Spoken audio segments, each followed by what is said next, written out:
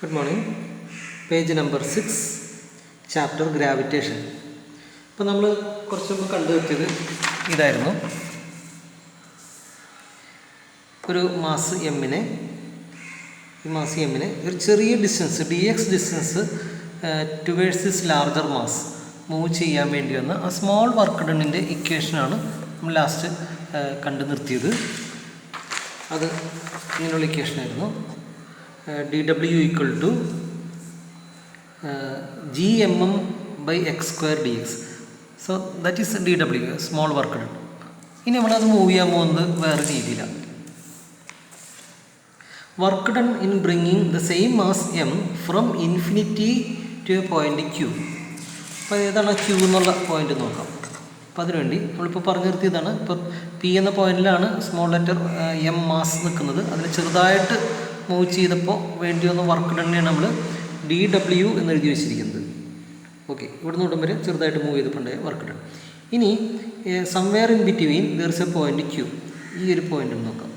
നമുക്ക് സെയിം മാസിനെ ഇവിടെ നിന്നല്ല നമുക്ക് മൂവ് ചെയ്യേണ്ടത്. നമുക്ക് ഇൻഫിനിറ്റിയിലാണ് ഇനീഷ്യലി മാസ് നോക്കാം, വളരെ അകലയിലാണ് ഈ മാസ് നോക്കാം. അതിനെ ഇങ്ങനെ മൂവ് ചെയ്ത് കൊണ്ടുവന്ന് എവിടെ വരെ എത്തിക്കണം? ക്യൂ വരെ കൊണ്ടെത്തിക്കണം. ഫൈനലി എവിടെ എത്തണം? ഇവിടെ എത്തണം. ഇതിന് വേണ്ടി വരുന്ന വർക്ക് ഡണ്ണ്, ആ വർക്ക് ഡൺ എന്താണ്? Work done to move a mass from infinity to our dear point Q. അപ്പോൾ ആ വർക്ക് ഡൺ എന്താണ് നമ്മൾ പഠിച്ചിട്ടുണ്ട് അല്ലേ? അതാണ് potential energy of that mass at this point. അപ്പോൾ അതൊക്കെ അങ്ങനെയെന്ന് വെച്ചാൽ ചെറുതായിട്ട് മൂവ് ചെയ്യുമ്പോൾ വർക്ക് ഡൺ നമുക്കറിയാം dw. അങ്ങനെ ഇത്രയും ലാർജ് മോഷന് വേണ്ടിയുള്ള വർക്ക് എന്ന് വെച്ചാൽ ഒരു വലിയ വർക്കായിരിക്കും അല്ലേ? ആ വർക്ക് അങ്ങനെ കണ്ടുപിടിക്കാൻ പറ്റും. അത് ഈ dwനെ ഇൻ്റഗ്രേറ്റ് ചെയ്യുക. അതായത് ഇവിടുന്ന് ഇവിടം വരെ dw1, dw2, dw3, dw4 അങ്ങനെ ചെറിയ dwകൾ ചെയ്താണ് ഇവിടെ വരെ എത്തുന്നത്. അപ്പോൾ അങ്ങനെയുള്ള എല്ലാ സ്മോൾ വർക്കുകളെയും ആഡ് ചെയ്താൽ ടോട്ടൽ വർക്ക് കിട്ടില്ലേ? അപ്പോൾ ആ ടോട്ടൽ വർക്കാണ് ആഡിങ് ആണ്. അപ്പോൾ എവിടം വരെ ആഡ് ചെയ്യണം? സ്റ്റാർട്ടിങ് ഫ്രം ഇൻഫിനിറ്റി ആൻഡ് പിന്നീട് ഈ ഡിസ്റ്റൻസിന് വേറെ ലെറ്റർ പറഞ്ഞിട്ടുണ്ട്. എക്സ് അല്ല, മറിച്ച് ആർ എന്ന ലെറ്റർ കൊടുക്കണം. സോ ഇൻഫിനിറ്റി, ആദ്യം എക്സിൻ്റെ വാല്യൂ ഇൻഫിനിറ്റി, പിന്നെ എക്സിൻ്റെ വാല്യൂ ലാസ്റ്റ് ആകുമ്പോൾ ആർ. അപ്പോൾ ഇൻഫിനിറ്റി തുടങ്ങി 6 വരെ ഇൻ്റഗ്രേറ്റ് ചെയ്താൽ നമുക്ക് ഈ ടോട്ടൽ വർക്ക് ഡൺ അഥവാ പിന്നീട് ഇത് എനർജിയാണെന്ന് കിട്ടും കേട്ടോ. അപ്പോൾ അതാണ് ഇവിടെ ചെയ്യുന്നത്. അപ്പോൾ നമ്മൾ പറഞ്ഞു നിർത്തിയ പോലെ w equal to integral dw. അപ്പോൾ ഇൻഫിനിറ്റി ടു ആർ എന്ന് എഴുതി. dwന് പകരം നമ്മൾ നേരത്തെ പറഞ്ഞു വെച്ചാൽ gmm/x² എന്ന ചേരുവ ഇവിടെ ഇട്ട് കൊടുത്തു ഇൻറ്റു dx. കോൺസ്റ്റൻ്റ് ആയിട്ടുള്ള ജീനെയും രണ്ട് മാസുകളും കോൺസ്റ്റൻ്റ് ആണ്. അതൊക്കെ വെളിയിലെടുത്തിട്ട് ഇൻ്റഗ്രേഷനകത്ത് 1/x² മാത്രം ചെയ്താൽ മതിയാകുന്നതാണ്. അപ്പോൾ അത് നമുക്ക് പിന്നീട് ആവശ്യം വരുന്ന ഇക്വേഷൻ ആയതുകൊണ്ട് ഇക്വേഷൻ എ എന്ന് പറഞ്ഞ് ഇട്ടിട്ടുണ്ട്. അടുത്ത ഒരു ഡെറിവേഷനിൽ തന്നെ വരുന്നുണ്ട്, അതുകൊണ്ടാണ് അങ്ങനെ ഇട്ടത് കേട്ടോ. ഇനി നമുക്ക് കണ്ടിന്യൂ ചെയ്യാം, ഇൻ്റഗ്രേഷൻ കണ്ടിന്യൂ ചെയ്യാം. 1/x² ഇൻ്റഗ്രൽ 1/x² നമുക്ക് x⁻² എന്ന് എഴുതാമല്ലോ. അപ്പോൾ x⁻² + 1/-2 + 1 അതാണ് എൻ്റെ ഇൻ്റഗ്രേറ്റ് ചെയ്താൽ കിട്ടുന്ന റിസൾട്ട്. അതാണ് ഇവിടെ മാറ്റി ചെയ്തിരിക്കുന്നത്. x⁻² + 1 എന്ന് പറയുന്നത് x⁻−1 ആയിട്ട് മാറും. x⁻−1നെയാണ് 1/x എന്ന് എഴുതിയിരിക്കുന്നത് കേട്ടോ. അതുപോലെ -2 + 1 എന്ന് പറയുന്നത് -1 ആവും. ആ മൈനസാണ് ഇവിടെ ഒരു മൈനസ് സൈനിന് കൊടുത്തത്.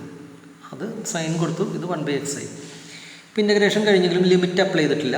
ഇപ്പോൾ lower limit infinity, upper limit R. അടുത്ത സ്റ്റെപ്പിൽ നമ്മൾ സാധാരണ ബ്രാക്കറ്റിലോട്ട് പോവുകയാണ്. Upper limit minus lower limit കൊടുക്കും. അപ്പോൾ എക്സിലേക്ക് ആദ്യം 6 കൊടുക്കും, മൈനസ് എക്സിലേക്ക് ഇൻഫിനിറ്റി കൊടുക്കും. അതാണ് 1/r മൈനസ് 1/∞ എന്ന് ലിമിറ്റ് അപ്ലൈ ചെയ്ത് എഴുതിയിരിക്കണമെങ്കിൽ കാണും. നമുക്കറിയാം 1/∞, 1/a ലാർജ് വാല്യൂ എന്ന് വെച്ചാൽ 0 ആണ്. അപ്പോൾ ഈ ടൈം മൊത്തമായിട്ട് 0 ആയി പോകും.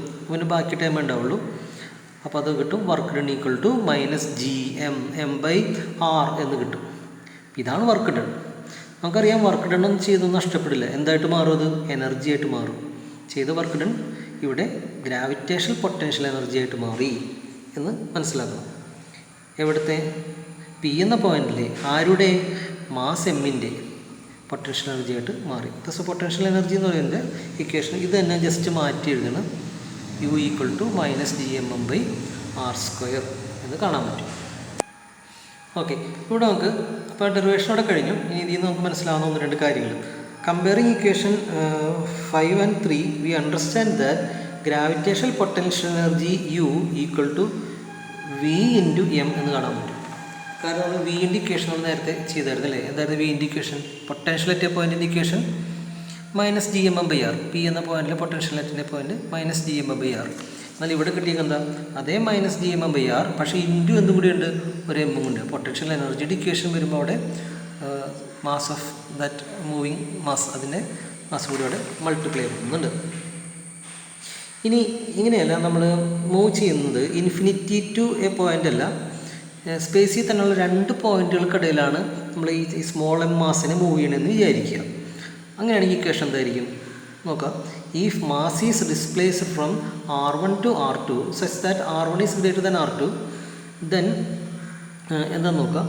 ഇവിടെ നമ്മൾ മൂവ് ചെയ്യുന്നത് ഇതാണ് നമ്മുടെ large mass capital M, small mass എയിൽ നിന്ന് ബിയിലേക്ക് മൂവ് ചെയ്യുന്നു, എയിൽ നിന്ന് ബിയിലേക്ക് മൂവ് ചെയ്യുന്നു.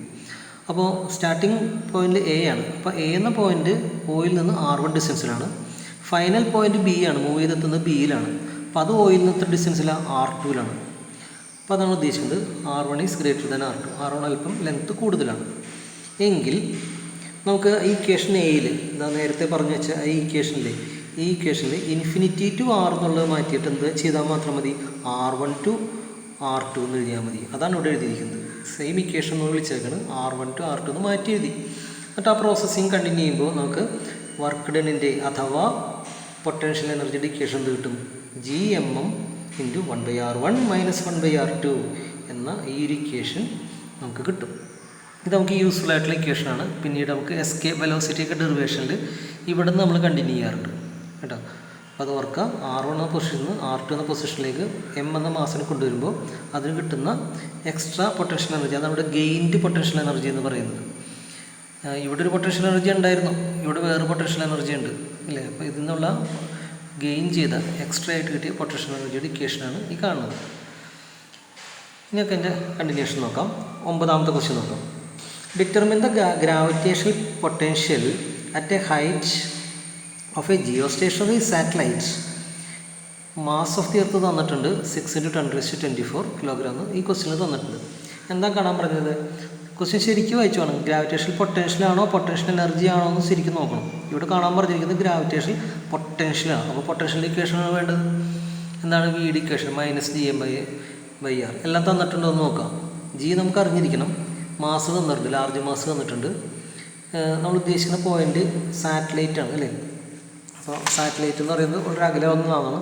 അപ്പോൾ എർത്തിൻ്റെ റേഡിയസ് പ്ലസ് സാറ്റലൈറ്റിലേക്കുള്ള ഹൈറ്റ്, അതായിരിക്കും എർത്തിൻ്റെ സെൻറ്റർ. ഉദാഹരണത്തിന് ഇത് സാറ്റലൈറ്റ് ആണെന്ന് വിചാരിക്കാം, അപ്പോൾ ഇതിൽ നിന്നുള്ള ഡിസ്റ്റൻസ് എന്ന് പറയുന്നത് എന്തിൻ്റെയൊക്കെ സമാണ്? ഇവിടുന്ന് ഇവിടം വരെ എർത്തിൻ്റെ റേഡിയസ് ക്യാപിറ്റൽ ആർ, ബാക്കി ഹൈറ്റ് ടു ദ സാറ്റലൈറ്റ് നമുക്ക് അതിന് H എന്ന് പറയാം. അപ്പോൾ അത് രണ്ടോട് കൂട്ടണ്ടേ? സെൻറ്റർ ടു സെൻറ്റർ ഡിസ്റ്റൻസ് പറയുമ്പോൾ ഈ R+H ചെയ്യണം.